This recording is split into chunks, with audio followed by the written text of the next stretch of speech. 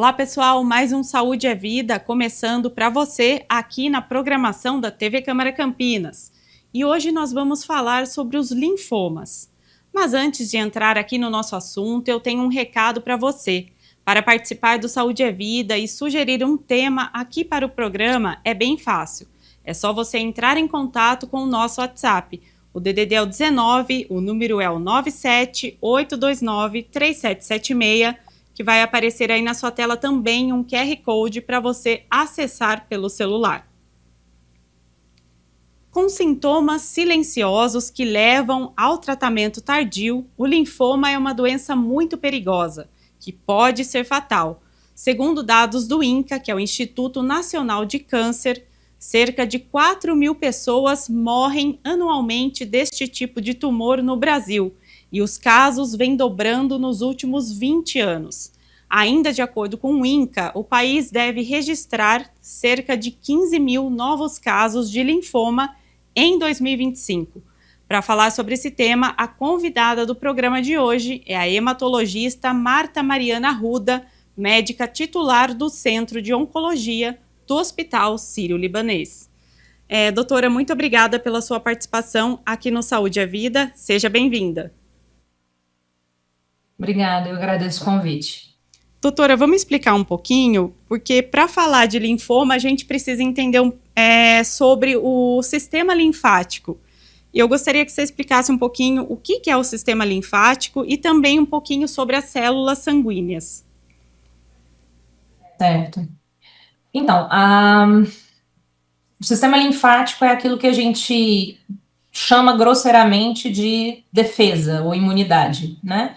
A imunidade, na verdade, é uma associação de múltiplos sistemas, alguns deles que só têm a capacidade de reconhecer coisas muito grosseiramente diferentes, é o sistema de imunidade inato, que na evolução praticamente todas as classes dos animais têm, e os animais superiores desenvolveram uma especificidade, um sistema mais específico que é capaz de reconhecer coisas que são não próprias, mas doenças, células que não se multiplicaram de forma adequada, patógeno, bactéria, vírus, protozoário, enfim.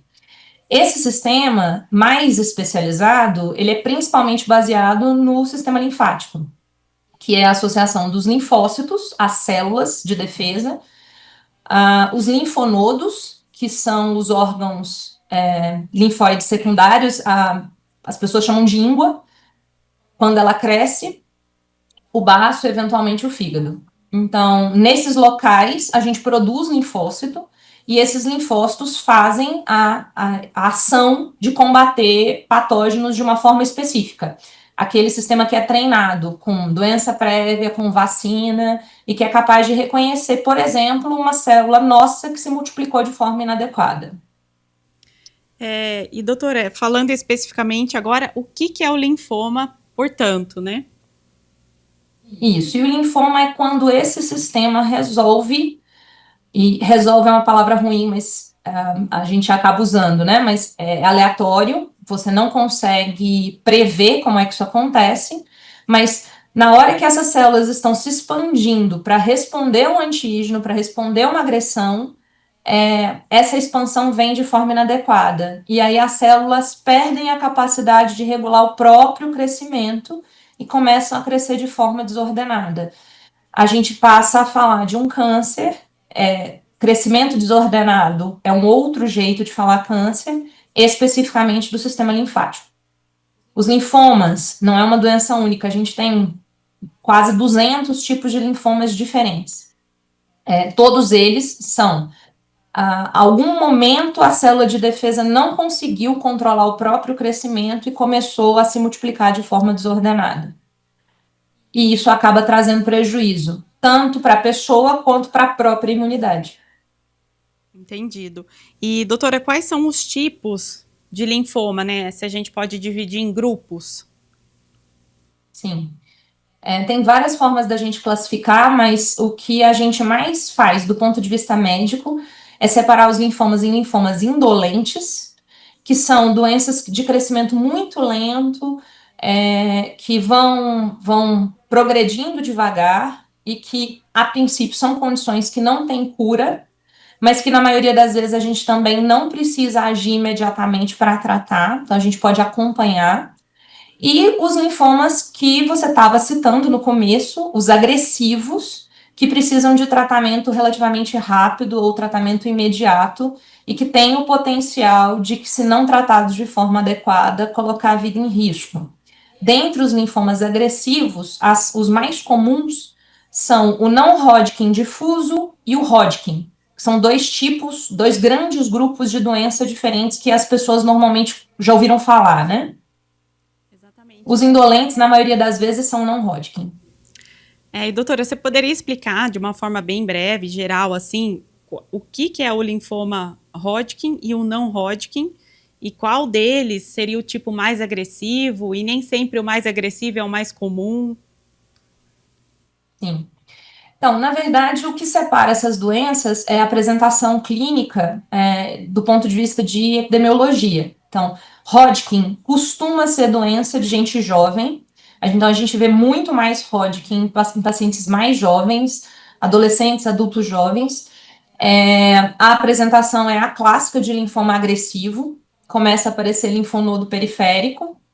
Então, normalmente, essas ínguas, quando elas estão funcionando de forma adequada, ela cresce na hora que ela entra em contato com o antígeno, e quando a resposta imunológica resolve a infecção, ela desaparece. Em criança a gente vê muito isso, criança faz muito íngua, né? Ela enche de língua de linfonodo e depois de um tempo esses linfonodos desaparecem. Bom, quando esse linfonodo aparece e persiste e continua crescendo, isso é um sinal de que a gente não está lidando com uma condição normal. Então, geralmente, os pacientes com linfoma de Hodgkin se apresentam com linfonodomegalia, que pode ou não estar associada com um grupo de sintomas que a gente chama de sintomas B, que é febre persistente, perda de peso inexplicada, calafrios, sudorese noturna, e uma boa parte dos pacientes pode aparecer de forma completamente assintomática. Foi fazer um ultrassom para ver alguma coisa e nota lá que tem um linfonodo grande. Esse linfonodo está maior do que o normal, a gente acompanha, ele continua crescendo, e aí, enfim, na verdade era um Hodgkin. Já os não Hodgkin, a gente não consegue colocar numa caixa única. Eu tenho os não Hodgkins que são indolentes, que são essas condições que eu te falei, que são de comportamento bem lento, na maioria das vezes assintomático, e que a gente tende a não tratar de cara, porque eles são incuráveis. Então a gente só trata quando ele começa a trazer problema para o indivíduo. E existem os não Hodgkins agressivos, o mais comum deles é o difuso, e que precisa de tratamento rápido, mesma coisa, linfonodomegalia, as ínguas de crescimento progressivo, rápido. Esses não Hodgkin tendem a ter mais sintoma B, perda de peso, febre, calafrio, então as pessoas aparecem com mais sintoma, em média, né? E existe um subtipo específico que é extremamente agressivo, que a gente chama de linfomas Burkitt ou Burkitt-like, que esses sim são aqueles que, se a gente não tratar rápido, tem o potencial de ameaçar a vida. Como a gente tem linfonodo no corpo inteiro, ele pode crescer muito rápido e comprimir uma estrutura nobre. Então, às vezes, a gente tem como apresentação falta de ar porque comprimiu traqueia, algum problema na circulação do pescoço porque comprimiu os vasos do pescoço, enfim. São condições mais agressivas e que têm um potencial maior de gravidade. E, doutora, essas condições, elas afetam mais mulheres ou homens, né? E qual a faixa etária, geralmente, esse tipo de câncer costuma, né, afetar? Não tem predileção por sexo, então é mais ou menos igual, homem e mulher. Tem alguns subtipos que aparecem mais em mulheres e outros que aparecem mais em homem, mas no grosseiro, no geral, não existe predileção, e a maioria dos linfomas aparecem a partir da 6ª década de vida. Então, ao contrário do Hodgkin, que é uma doença que acomete mais adultos jovens, os linfomas, de um modo geral, são doenças de pessoas mais idosas, a partir de 50, 60 anos. O pico de incidência da maioria deles é em torno de 60 anos. E, E, doutora Marta, a gente pode dizer que é uma doença hereditária? Tem alguma causa específica? Sim. Então, o que assusta as pessoas quando a gente começa a discutir linfoma é que não existem, grosseiramente falando, fatores de risco claros. Todo mundo sabe que fumar aumenta risco de câncer de pulmão, que obesidade, história familiar positiva aumenta risco de câncer de mama. A gente tem na população, bem claro, alguns fatores de risco que são muito diretos para algumas neoplasias, alguns cânceres sólidos, né? Linfoma é uma doença que não tem fator de risco claro, a não ser em situações muito específicas. O vírus do HIV é um fator de risco independente, então pacientes que convivem com o vírus HIV têm risco maior de desenvolver linfoma e a gente acaba acompanhando essas pessoas. Portadores de doença autoimune também têm um risco aumentado. Os reumatologistas, imunologistas também costumam acompanhar essas pessoas para detectar quando acontece. Mas na população, de forma geral, não existe um fator de risco claro. E quando não tem fator de risco, eu não consigo prever. E tudo aquilo que eu não consigo prever, eu não consigo prevenir. Não existe uma campanha para não faça isso, porque isso aumenta seu risco de linfoma, porque isso de fato não acontece. Do ponto de vista de família, existem algumas condições, alguns dos linfomas que a gente vê que recorrem na família, mas de um modo geral também a gente não tem uma associação clara com hereditariedade, como a gente vê, por exemplo, com câncer de mama, com câncer de intestino, né? Não existe uma predileção clara para acometer pessoas da mesma família, não. É bem complicado, né, doutora? Porque parece que é uma disfunção do próprio organismo da pessoa. Isso. E Os cânceres, eles, na maioria das vezes, eles têm fator de risco, né? Alguma coisa que predispõe. Mas esse predisponente, ele não é destino. Ele aumenta a chance. Precisa de uma série de coisas que acontecem de forma simultânea e que não são corrigidas para que o câncer se desenvolva. Na maioria das vezes, essas coisas todas são aleatórias. Então, às vezes, as pessoas chegam no consultório e falam assim: mas eu como bem, eu durmo bem, eu faço atividade física, por que eu fiz para merecer isso? Linfoma é uma doença que você não fez para merecer. Ela acontece de forma randômica, aleatória. E então a gente lida com o que tem, né? Vamos tratar. E acho que por isso que é mais difícil ainda, né, para o paciente aceitar, porque não existe essa meia culpa, né? Você não, a pessoa não fuma, não bebe, né, todos os dias, tal, tem uma vida equilibrada e de repente recebe o diagnóstico. Coisas ruins acontecem com pessoas boas. Exatamente. E doutora, mas vamos falar, né? Existe chance de cura? Essa taxa é alta se ele for detectado precocemente? Então, diagnóstico precoce aqui também não é exatamente a questão. Para os linfomas indolentes, por exemplo, a última coisa que eu quero é diagnóstico precoce. Justamente por isso, eu vou criar uma pecha de doença, então a pessoa sabe que ela tem uma doença, mas eu só vou tratar essa doença quando essa doença resolver se manifestar clinicamente. Obviamente que isso não é o mais comum, né? O que a gente está discutindo aqui são linfomas agressivos. A vantagem de um linfoma agressivo é que, de um modo geral, é uma doença curável, é uma doença altamente curável. A hematologia, a oncohematologia se desenvolveu muito nos últimos 20 anos. A gente está com um arsenal terapêutico incrível, inclusive com novas técnicas de terapia celular, mas mesmo as quimioterapias padrão, elas já trazem respostas muito boas. Para um tipo específico de linfoma, tem mais ou menos 25 anos que o tratamento não mudou, agora recentemente ele mudou, mas foram quase 25 anos de desenvolvimento para conseguir derrubar esse tratamento, para vir um tratamento melhor do que esse, porque esse já era muito bom. Então, quando a gente sair do bom para o ótimo, às vezes dá um pouquinho de trabalho, né? E hoje a gente está lidando com um momento que a gente tem muita coisa ótima. Então, com altas taxas de cura e capacidade de suporte que faz com que, óbvio, não é um passeio, né? Tratar um câncer não é legal, mas a gente hoje consegue fazer isso de forma, eu diria, até confortável.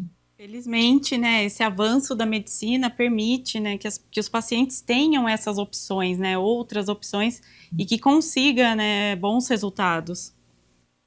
Sim. Doutora, vamos falar um pouquinho sobre algumas dúvidas que às vezes as pessoas têm, né, quando o assunto é linfoma. A incidência é maior entre os fumantes? Existe algum estudo que comprove essa relação? Não é uma, não é uma associação direta, mas a gente sabe que o fumo tem uma série de substâncias carcinogênicas. Então, naquela sequência de coisas que acontecem para gerar doença, uma delas é justamente a exposição a fatores que são mutagênicos, que geram mutação e que geram carcinogênese, desenvolvimento de tumor, de câncer.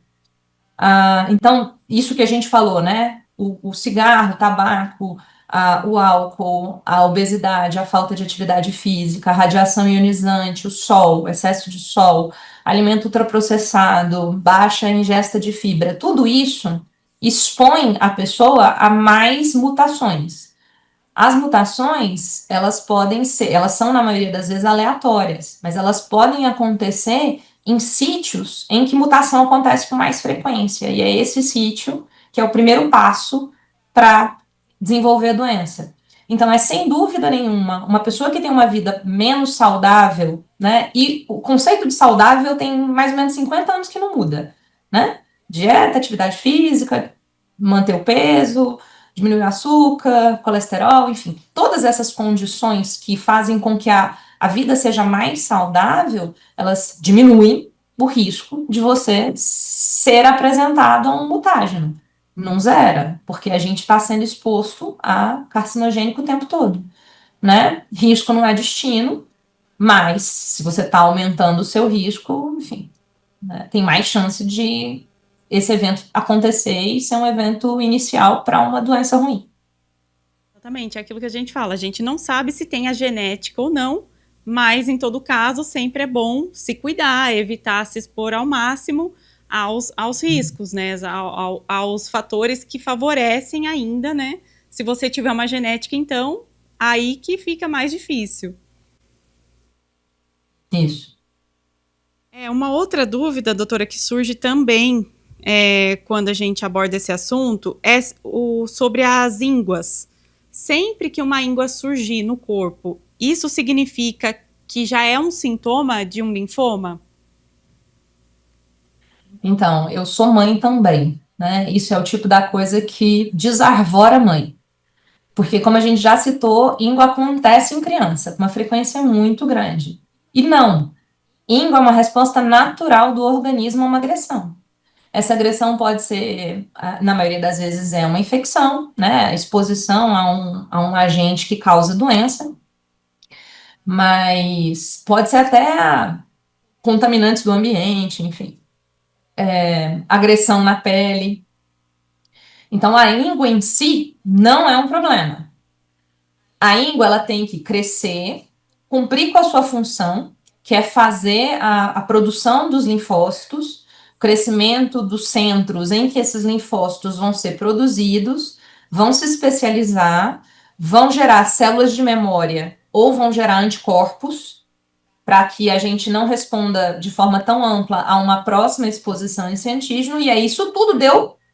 Eu controlei a infecção, acabou a agressão, eu volto a diminuir. Então, o linfonodo que era grande, a íngua, volta para o tamanho normal dele, que na maioria das vezes a gente está cheio de linfonodo no corpo inteiro e eles não são palpáveis. Né? Na hora que eu passo a mão, eu não sinto. A íngua que me preocupa é aquela que persiste. E o intervalo que, de um modo geral, a gente orienta as pessoas a aguardar, a acompanhar, sem desarvorar, é de 6 semanas. Então, eu comecei falando, eu também sou mãe, porque às vezes é muito difícil para uma mãe esperar isso tudo. Porém, antecipar essa avaliação não ajuda. O diagnóstico ele vai ser feito, em definitivo, com uma biópsia. E aí, o patologista, que é o médico que avalia a biópsia, ele tem muita dificuldade de separar uma reação normal de alguns subtipos de linfoma. Então, muitas vezes eu preciso da clínica para permitir que eu consiga interpretar a biópsia. Não é uma coisa 100%. Então, em média, a gente aguarda e acompanha esses pacientes por 4 a 6 semanas. O linfonodo não resolveu e ele continua crescendo, esse linfonodo demanda investigação. E uma das possibilidades é linfoma. Não é a única, mas é uma das possibilidades. E aí sim, a gente abre a investigação específica para isso muitas vezes. E se o linfonodo apareceu uma vez, na criança, no adolescente, e depois sumiu e nunca mais voltou, tá tudo certo? Tudo certo. E na verdade, não. Ele apareceu e ele sumiu. E depois de um tempo ele apareceu de novo e ele sumiu, continua tudo certo. O câncer é uma incapacidade de controle de crescimento. Então, por definição, não some. Ele cresce, cresce, cresce, cresce. Então, o comportamento também é crescimento progressivo. Exatamente. Doutora, uma última dúvida aqui também, que sempre surge, é com relação ao linfedema, que é aquele acúmulo, né, de circulação linfática em um gânglio. Isso também é fator de risco ou não tem nada a ver com o assunto? Não, são condições diferentes.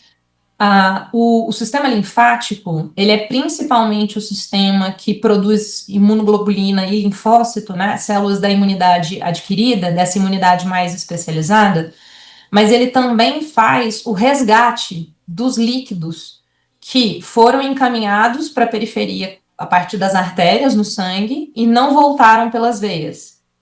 Então, tem uma série de líquidos, uma série de volumes que voltam para o centro a partir dos vasos linfáticos. Quando a gente está com inchaço, né, o médico chama de edema, a gente às vezes faz drenagem linfática para ajudar a drenar esse edema, porque eu devolvo esses líquidos para o sistema linfático para que ele volte para o centro, né, volte a ser circular. São duas ações completamente diferentes. O que um linfoma ou qualquer tumor pode fazer é comprimir um desses vasos. Do mesmo jeito que ele é capaz de comprimir um vaso venoso, e aí causa uma trombose, é uma complicação relativamente comum dos linfomas daqui de cima, a compressão dos vasos do pescoço faz uma síndrome chamada de síndrome de veia cava. É porque o tumor cresceu e ele aperta a veia. Pode acontecer, especialmente na região inguinal, que é aqui na virilha, quando o linfonodo cresce muito ou cresce muito rápido, ele comprime alguns dos vasos que fazem esse retorno de veia e de líquidos, e aí causa um inchaço importante. Mas é uma coisa aguda. O linfedema é uma condição crônica, enfim, de problema de circulação, de peso, né, de lidar com determinadas inflamações, geração de fibrose, de cicatriz no tecido, que faz com que a pessoa tenha um inchaço crônico e dor. Né? São coisas bem diferentes, não tem relação. Entendido, doutora. Agora a gente vai fazer um rápido intervalinho, porque no próximo bloco nós vamos falar sobre diagnóstico e os tratamentos para os linfomas. Nós já voltamos.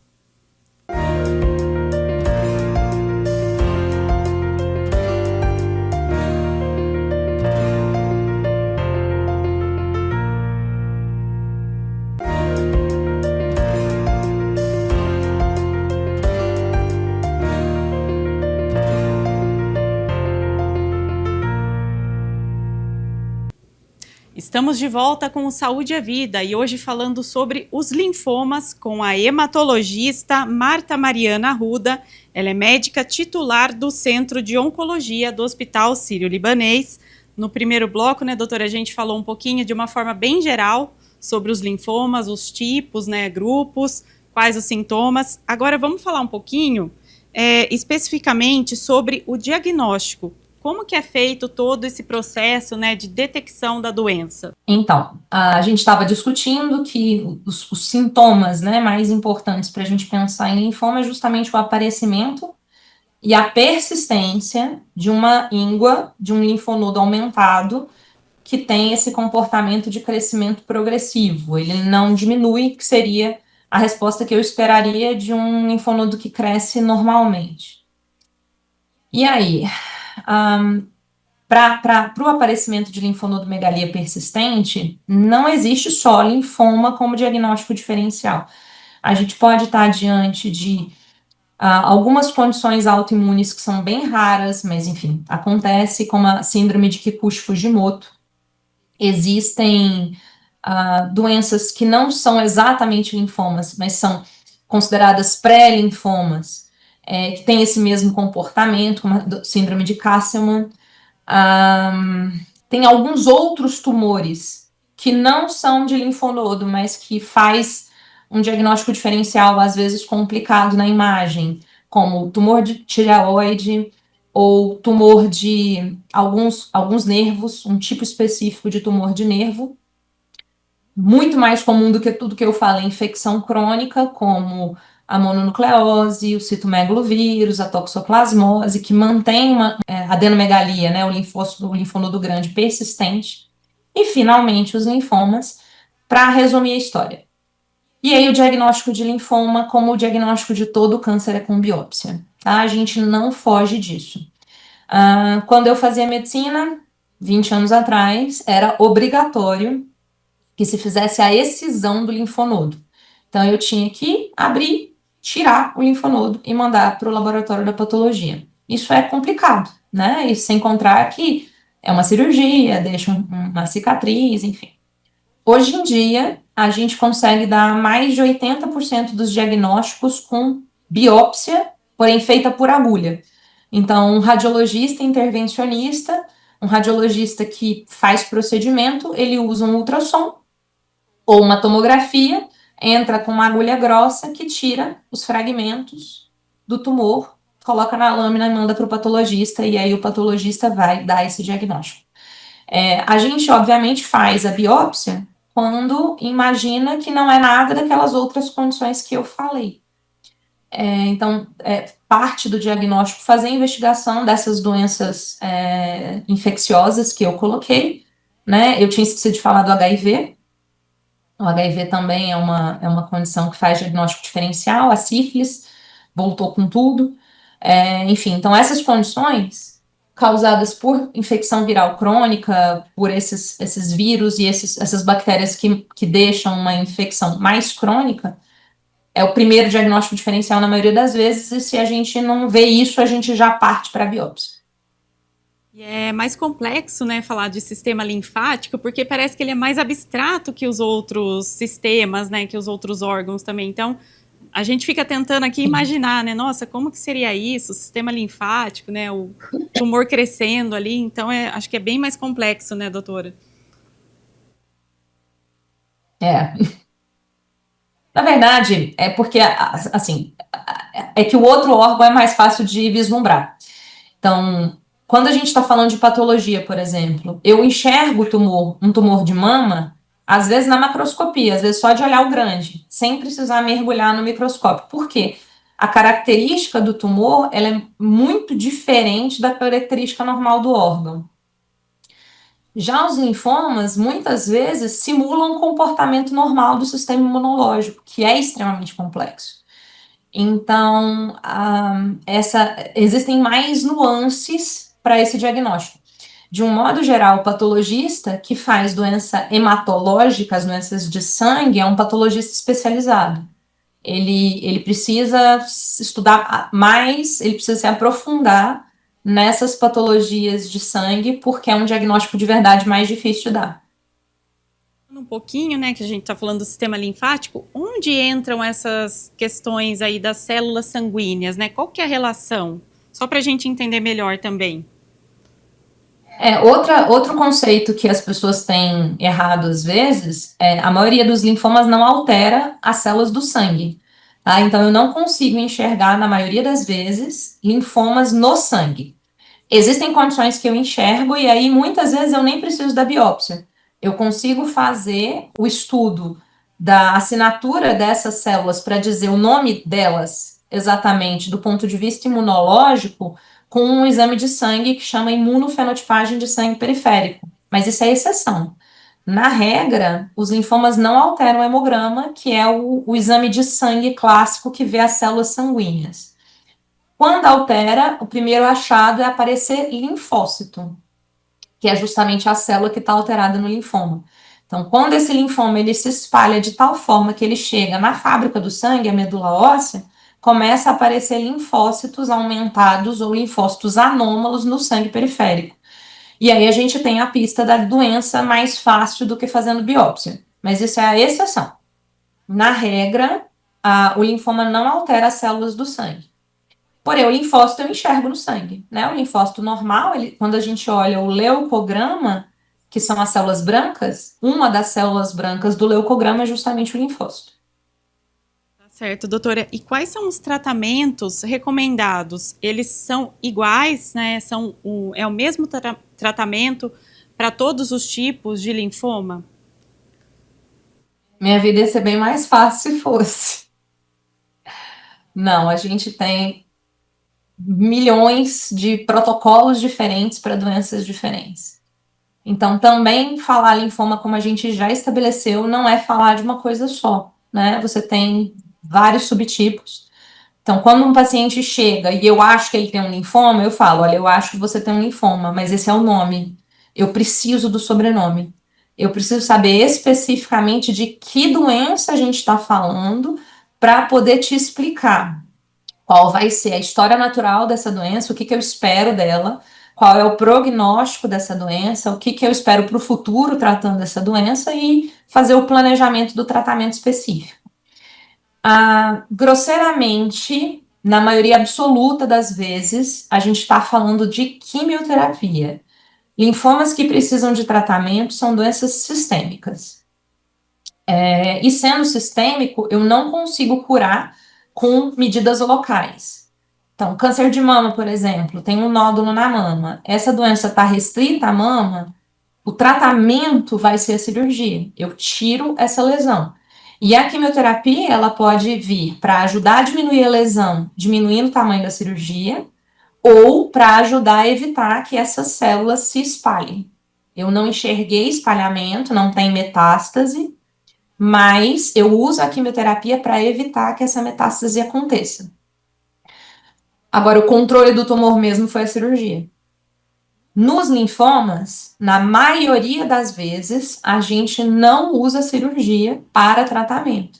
Por isso é que a nossa biópsia hoje pode ser uma biópsia localizada, eu não preciso tirar a lesão. Na hora que eu começo a tratar com quimioterapia, ela rapidamente desaparece. E aí, quimioterapia é um nome feio, né? É um nome muitas vezes mais feio do que câncer. As pessoas têm mais medo do tratamento do que da doença. E eu preciso dizer isso. A doença não pode ser menos pior do que o tratamento, né? A gente tem um norte, um benefício claro, um objetivo onde a gente quer chegar quando a gente faz quimioterapia. Existe um preço a ser pago, sem dúvida nenhuma, mas a nossa capacidade de dar conforto, de diminuir desconfortos para esses tratamentos hoje em dia, inclusive no SUS, porque eu também trabalho no SUS e a gente também tem essas ferramentas no SUS, melhorou muito. Aquela ideia que quimioterapia fazia a pessoa ser doente, emagrecer, não conseguir comer, vomitar, isso acabou. Inclusive, hoje, uma das dificuldades que eu tenho é falar para o meu paciente não ganhar peso durante o tratamento. A gente tem a capacidade de dar suporte e, obviamente, as drogas melhoraram. Então, hoje eu consigo fazer drogas que são menos tóxicas e uma grande parte dos meus pacientes com linfomas agressivos continuam trabalhando. Por vontade, eles têm direito ao afastamento, obviamente, né? Mas querem continuar vivendo a sua vida, mesmo durante o tratamento, porque isso também traz saúde, né? Traz saúde mental, você continua vivendo a vida, enfim. Ser retirado do seu meio é um fator de adoecimento, né? Então, no resumo, você me perguntou uma coisa, eu acabei expandindo a pergunta, mas o tratamento principal de linfoma é sim quimioterapia. mas isso não pode ter o estigma e o peso que teve, e que ainda tem, né, nos nossos dias, porque não é por aí.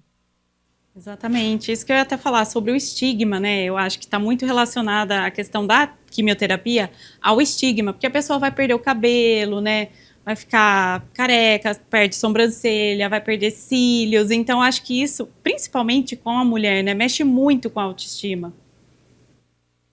Isso. Nem toda quimioterapia faz isso, né? Eu preciso te dizer que a maioria das minhas fazem. Mas eu tenho alguns tratamentos hoje para linfomas e leucemias que se comportam como linfomas, que é medicação oral, é comprimido, e que não faz nada disso. Tá? Então, assim, até mesmo o perfil de toxicidades mudou com a evolução dos tratamentos. E aquilo eu entendo também é quimioterapia. A gente leva muito isso em consideração. Então, no serviço onde eu trabalho, junto com a assistência médica, existe a oferta de um consultor de imagem para que a pessoa passe a trabalhar com essa nova imagem que ela vai apresentar ao mundo, pelo menos durante um período, porque isso é um período da vida, não é para ser o resto da vida, então é um momento que a gente vai passar, mas a gente precisa fazer o que a gente pode para minimizar o sofrimento. Existe hoje uma especialidade médica que é 100% voltada para cuidar das pessoas. A gente fala cuidados paliativos, parece que está falando de cuidados de fim de vida, de morrer.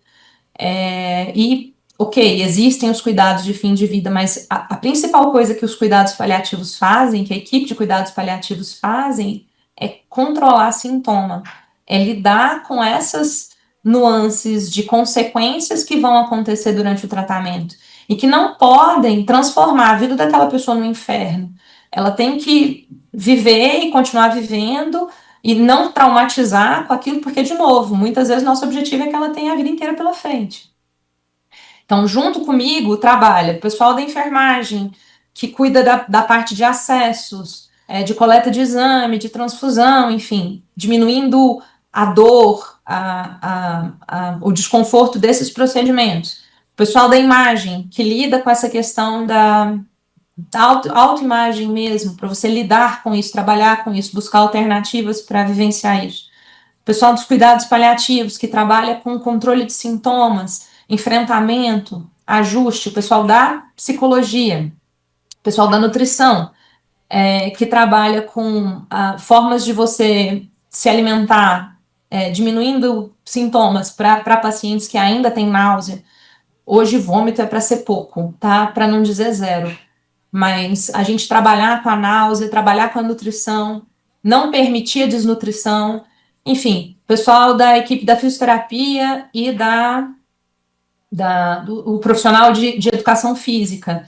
Recentemente, você deve ter visto que saiu um estudo imenso, publicado na maior revista do planeta, mostrando que exercício físico tem impacto em redução de morte de paciente com câncer sólido.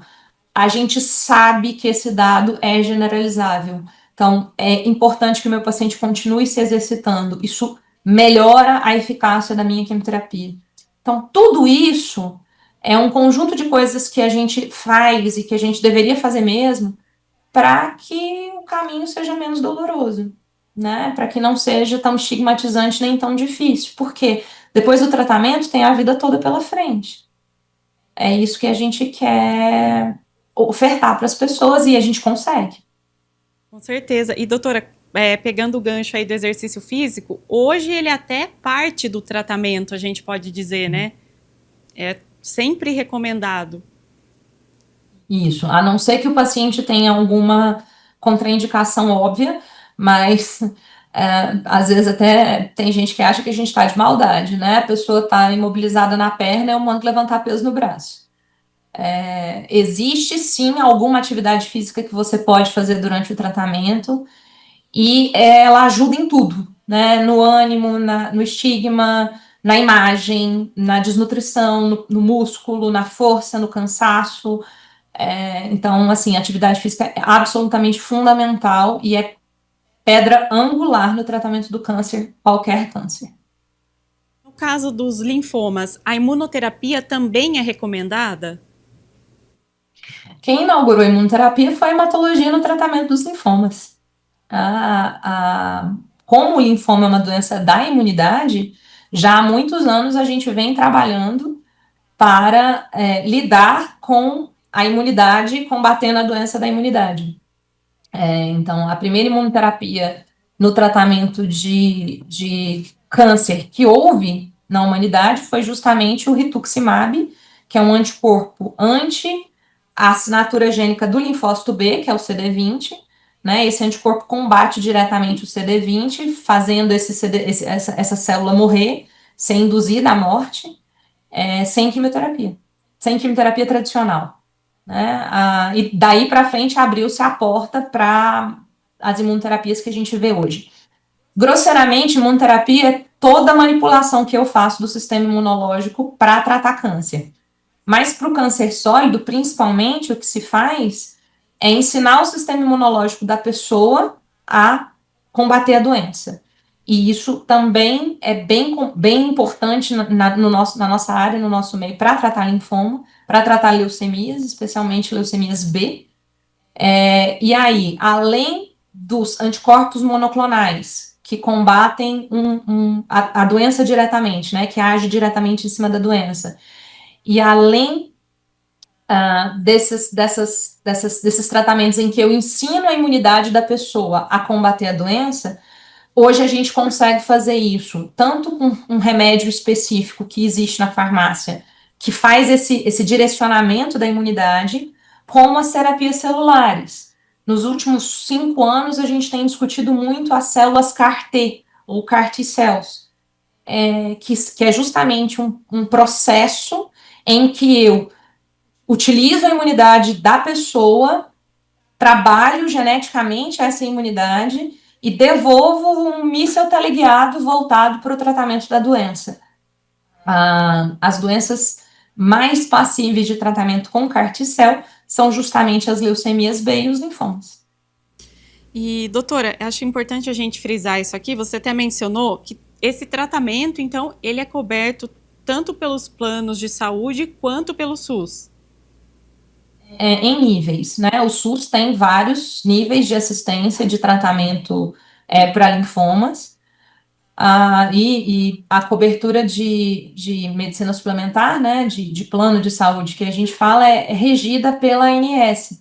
Então, à medida em que uma tecnologia nova vem, ela é incorporada e aí passa a ser de cobertura obrigatória. Já a terapia celular de muita alta especificidade, tem alguns serviços SUS que estão fazendo, especialmente a USP, vocês devem ter visto, saiu muito na mídia 2 anos atrás, os protocolos do Instituto Butantan com a USP, mas essas são terapias de alcance mais limitado pelo custo. Ou pesquisa com novidades para essa área, novidades com relação ao tratamento? Tem alguma coisa já no exterior sendo estudada para que vocês, né, da comunidade médica, já estejam sabendo, assim, que pode ser promissora? Não toda semana. É uma área que, assim, a expansão é absurda, tá difícil de acompanhar. Dessa revista que eu citei, né, a New England, toda semana, literalmente, sai um estudo novo, pelo menos um estudo novo para tratamento de doença oncohematológica. A gente, dos últimos 20 anos especificamente, teve uma explosão. E isso acaba chegando, mesmo as coisas que são ainda muito caras e que ainda têm acesso muito limitado, o tempo vai passando e o acesso aumenta, né? Então, quando eu comecei fazendo hematologia, esse rituximab que eu citei, que existe há tranquilamente mais de 20, 25 anos, a gente ainda não tinha acesso no SUS. Hoje não existe tratamento de linfoma B no SUS que não tenha acesso a rituximab. 100% das pessoas que tratam linfoma B vão usar rituximab. Né? Às vezes a evolução chega lá fora ou no Brasil, mas a gente ainda não tem acesso, só que isso é uma corrente do bem. Em algum momento, esse avanço chega, né? E ele passa a ser universal. A gente consegue oferecer para todo mundo que precisa. E, doutora, quais são as perspectivas após o tratamento para esse paciente? Então, a doença que é curável, né, aquilo que a gente entende como doença curável, é para a pessoa voltar para a vida dela, é como se aquilo tudo que aconteceu fosse um sonho ruim. Tá? Não é para ficar nenhuma sequela. E é por isso que a gente se preocupa tanto com a questão psíquica, né? Porque as principais sequelas não são físicas, é trauma mesmo, e isso a gente lida muito e age muito para que aquilo não inviabilize o resto da vida da pessoa. Porque se a gente trata direito e a doença responde bem e essa pessoa está curada, é curada mesmo. É curada para não ter que se preocupar com aquilo mais. É claro que a gente se apega, então o paciente vai fazer acompanhamento, enfim, ele vai ficar em acompanhamento meses, anos. Lembrando que cura é sempre um diagnóstico retrospectivo, né? Depois de muitos anos eu digo que a pessoa estava curada, mas eu não consigo dizer que uma pessoa está curada hoje, né? Ela está em remissão, que é o primeiro passo para a cura. Eu não ser capaz de enxergar a doença é o primeiro passo para a cura. Uma vez que essa remissão ocorra e que o paciente continue em remissão, ele está em protocolo de cura. E aí, depois de alguns anos, eu sou capaz de dizer que ele está curado. Nesse intervalo, vida normal, né? Trabalho, filho, saúde, enfim, cuidados, tocar a vida, ser produtivo, ser feliz, de preferência sem sequelas. Exatamente, acho que é isso que você falou. Até mesmo durante o tratamento, se o paciente tem condições, acho que é tocar a vida mesmo, né? Seguir normalmente, porque eu acho que você ficando em casa, pensando só naquele problema, isso toma uma proporção gigantesca e afetando a saúde mental, você vai afetar o corpo todo também, né, doutora? Casa, oficina do cão, cabeça vazia, é outra das frases que a gente usa bem no consultório. Então, eu, inclusive, confesso que eu prefiro que o paciente continue trabalhando. Faz parte. Tem algum tipo de restrição durante essa fase do tratamento com relação, assim, também à alimentação e atividade física ou praticamente isso que você falou, se ele tem condições, vida normal mesmo? Isso. Se ele tem condições, vida normal mesmo. O cuidado mais importante que uma pessoa que está em tratamento quimioterápico precisa ter é entender que uma condição de infecção, por exemplo, exposição a uma infecção, numa pessoa em tratamento vai dar mais trabalho do que uma pessoa que não está em tratamento. Tem sim o potencial de ser mais grave do que uma pessoa que não está em tratamento. Então, a gente deveria ter aprendido algumas coisas com o Covid, né? Uma delas é, gente doente fica em casa. Gente doente não é para estar na rua, não é para estar trabalhando, não é para estar espalhando vírus por aí. Não tem jeito de eu proteger o meu paciente do ambiente, mas eu posso proteger o ambiente do doente, do sabidamente doente. Então, a primeira coisa que um paciente oncohematológico vai escutar, e ele vai escutar 1000 vezes, é não se exponha a pessoas doentes. Pode continuar tocando a vida, pode continuar trabalhando, indo para academia, para o cinema, para o shopping, para a missa, porém, vai em momentos que você esteja menos exposto a gente doente, ou potencial de encontrar gente doente. Porque uma gripe num paciente em quimioterapia vai fazer ele ganhar uma tarde no pronto-socorro, até eu explicar que foi só uma gripezinha, ele perdeu uma tarde no pronto-socorro, ele ganha uma internação de graça e, eventualmente, ele pode se comportar mal. Porque a capacidade de lidar com a infecção, que é a imunidade, está comprometida, tanto pela doença quanto pelo tratamento. Isso à parte, vida normal. Inclusive em relação à alimentação, tá? A gente não faz restrições alimentares de pacientes que não tenham motivos médicos para restrição alimentar. E doutora, com relação às crianças e aos adolescentes, o tratamento é também basicamente o mesmo? Quais seriam as orientações que você daria para os pais, né, que se encontram nessa situação, que tiveram aí recentemente o diagnóstico de um linfoma aí para as crianças ou para os adolescentes? De certa forma, a recomendação é a mesma, não muda. As crianças, especialmente, a gente está falando de linfoma, mas no espectro das doenças linfoproliferativas tem as leucemias, né? A leucemia aguda B é o principal câncer em criança. As doses e a intensidade da quimioterapia que a gente faz para tratamento de leucemia de criança é impensável para um adulto, justamente porque a criança tolera muito mais, e muitas vezes a gente está lidando com doenças mais agressivas. Então, eu uso o calibre do meu revólver de acordo com o bicho que eu estou tentando matar. A gente acaba fazendo tratamentos muito mais intensivos para a criança e eles toleram. A especificidade é principalmente social, né? Na criança a gente tem muito essa questão de não pode ficar sequela, além da cura, eu preciso não permitir que isso seja um problema para a vida, né? Então a gente enfoca bastante nisso. Mas é igual, não faz muita diferença em relação ao tratamento para o adulto, para o idoso, não, a não ser, claro, na questão da intensidade. Doutora, para a gente encerrar então aqui esse segundo bloco, para quem estiver em casa acompanhando o assunto, né, qual que é a principal orientação que você deixa aqui com relação a esse tema? E também, se a pessoa notar alguma coisa no corpo, algum caroço, já procurar qual especialista?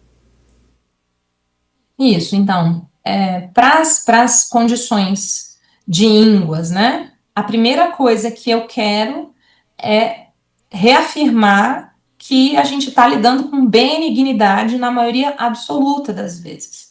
A gente está falando muito sobre o tema, mas linfoma não é uma doença extremamente comum. Todo mundo conhece alguém que já teve, mas se você coloca no âmbito do câncer sólido, por exemplo, você conheceu muito mais gente que teve câncer de mama, de intestino, de pulmão, do que próstata, do que linfoma, né? Então, a estatística, ela está no nosso favor. Na maioria das vezes, uma íngua que aparece, uma febre persistente, sudorese noturna, enfim, não é linfoma. Porém, se esse sintoma... Então, a primeira coisa é calma. Vamos ver a evolução. Em sala de aula, eu digo muito para os meus alunos que o melhor amigo do clínico é o tempo. Se eu tenho dúvida, eu acompanho, né? As condições, muitas vezes, elas vão se mostrar, obviamente que com atenção para não colocar ninguém em risco, mas na maioria das vezes, observação é suficiente. E aí, se a situação, ela se coloca como não, de fato, eu estou diante de uma linfoproliferação possível, né? Um linfonodo que está em crescimento, sintomas B, enfim, não consegui achar uma outra explicação, a gente tem solução, a gente tem resposta e hoje a gente tem tratamento para que isso seja, como eu falei, uma notícia ruim que passou, um evento ruim que aconteceu na sua vida e que passou, que ficou para trás. Então, nem sempre uma notícia como essa é uma notícia aterradora, né? Eu falo para os meus pacientes que eles têm o direito de ficar 24 horas chateado até eu arrumar a casa, porque amanhã nós vamos começar, e aí quando a gente começa é para frente, é para cima, né? Sempre olhando, esperando melhor. E, de novo, tentar diminuir o estigma dos tratamentos, né? Os tratamentos, eles não são tão ruins quanto o consciente coletivo da população brasileira tem. A gente quer, sim, que a pessoa passe por isso, porque a gente quer curá-la, mas a gente quer que ela passe por isso da melhor forma possível, e não é tão ruim quanto a nossa expectativa. Isso é importante.